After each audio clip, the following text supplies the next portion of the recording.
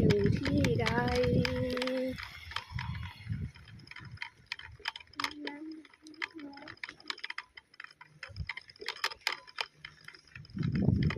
เดินไปก็ดิ่งขับรถไก่ไข่ขึ้นเรือไข่มันไก่มากเลยอ่ะมันไกลมากเลยเหรอเมื่อกี้หนูไม่ขับรถคันไถมาละไม่หนูไม่ขับคันไถมา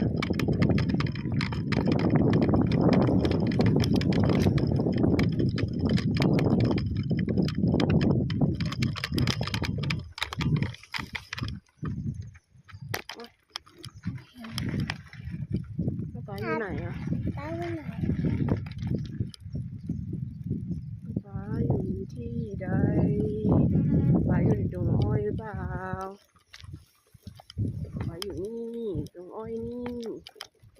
โอ้ย ป้าอยู่ในดงนี่ ไปอยู่ในองค์อ้อย ป้าอยู่ในดงอ้อย ไปอยู่ในองค์อ้อย ป้าอยู่ในดงอ้อย ไปอยู่ในองค์อ้อย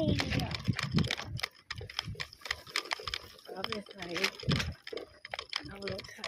อ้อย น้องอุ้ยใส่ไอ้อ้อย เอารถไถอ้อยโอ้ยโอ้ยโอ้ย อ้อย โอ้ย อ้อยอ้อยอ้อยอ้อยอ้อยอ้อยอ้อยอ้อยอ้อยอ้อย โอ้ยโอ้ย อ้อยอ้อยอ้อย โอ้ย อ้อยอ้อย โอ้ยโ